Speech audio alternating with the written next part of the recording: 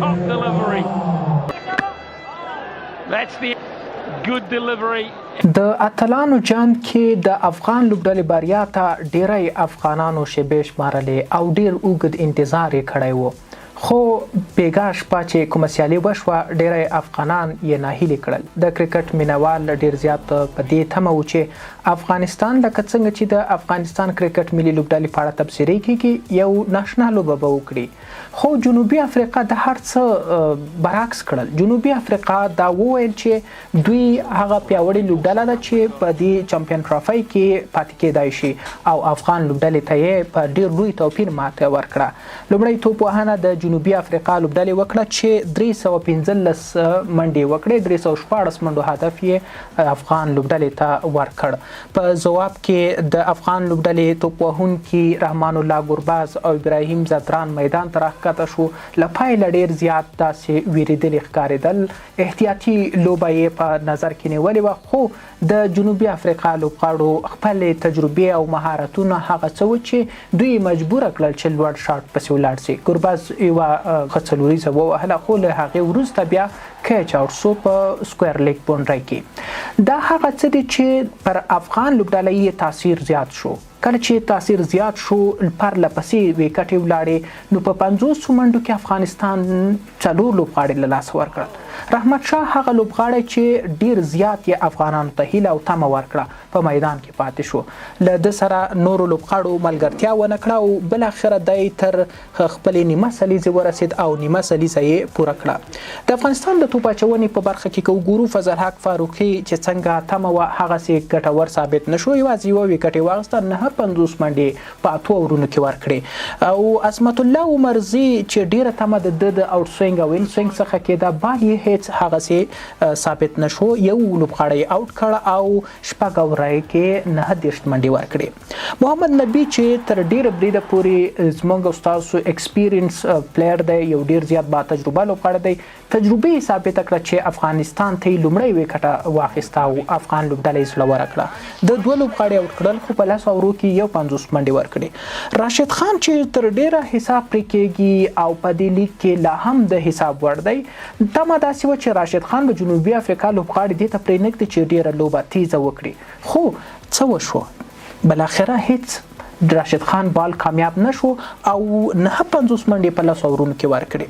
ورسره څنګ کې ګلبدین نایب 42 منډې ورکړې، واوره یې وکړل او نور احمد په 9 اورونو کې 65 منډې ورکړې. اصل کې خبره دا ده چې حشمت الله شاهدي لوبډلمشر ته پکار و چې په دغه بالینګ سایډ کې هغه بالر ته چې پارت ټایم بالر ورته وایي هغه باید استفاده شوی و چې ونه شو. دا یوه تېروتنه وه. د جنوبي افریقا لپاره بیا تر ټولو بهترینه توپ وهنه راین ریکلټن چې ډیر بهترین بیټسمین دی او ډیر زبردسته بیټینګ یې وکړه، په 106 بالونو باندې 103 منډې وکړې. ورسره څنګ کې بل لوبغاړی چې لوبډلمشر یې ټیمبا بوما ډیر ښه بیټینګ وکړ او هغه په 50 منډو باندې آوټ سو چې نبي آوټ کړ. ورسره ډاسن و چې په 52 منډو باندې آوټ سو. مکرم و چې ډیر زیات ښه بیټینګ وکړو، 52 منډې وکړې. یعنې هغه ټاپ آرډر میډل آرډر ټول کې کامیابي ترلاسه کړه. د افغانستان د لوبې بایللو په تړاو باندې د کرکټ مبصر خان افضل هډوال را سره دی. له ده به واورو چې د لوبې د ماتې لاملونه څه وو.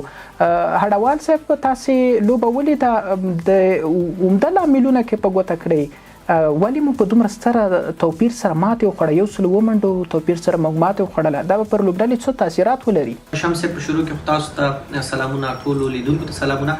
لکه څنګه چې تاسو ورته اشاره وکړه چې افغانستان ولې په دومره ستر توپیر باندې ماتې ومنله د ساوث افریقا نه.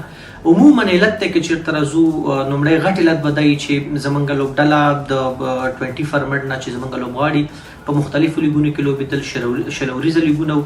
د هغې نه بعد دوی چمپیونز ټرافۍ ته راځي، نو د دوی سویچ کېدل د شلوریزې نه 50 وروسته دا یو ټایم اخلي چې زموږ لوبغاړو دومره ټایم ځان ته ورنه کړ. زموږ د لوبډلې سره زموږ کوچز او ټوله لوبډله دوی په دوبۍ کې ډېر کم وخت یې دوبۍ کې تېر کړ. د هغې نه بعد پاکستان ته راغلل او دلته هم د 1 هفتې دپاره و چې دا بلا ډیر کم ټایم دی ترڅو هغه لوبډله ته د 40 فارمټ نه 50 فارمټ ته د دوی د مایند سیټ اپ برابر کړي او د ساوث افریقا په خلاف باندې هغه څه کول پکارو چې موږ د دوی نه تیر کوم سیریز ګټلې یو څه اندازه فریشر کې هم ولې لوبډله هم سجمه شوې نه و او څنګه په لوبغاړو کې ډیر زیات استعداد موجود دی په سٹارټ کې زمونږ تقریبا 15 شوره ډیر زیات ناکام نو کچیرته په دغه باندې ډیر زیات کار وشي چې څنګه زمونږ فاست بالینګ اٹیک په لوبډله کې برابرېږي موږ په فاست بالرانو باندې ډیر زیات کار باید وکړو د دې ترڅنګ ډیر زیات خامي په زمونږ اساس په فیلډینګ کې ولیدل شو چې موږ ډیر تقریبا تر 500 پورې رنزونه دوی ته په فیلډینګ کې ورکړل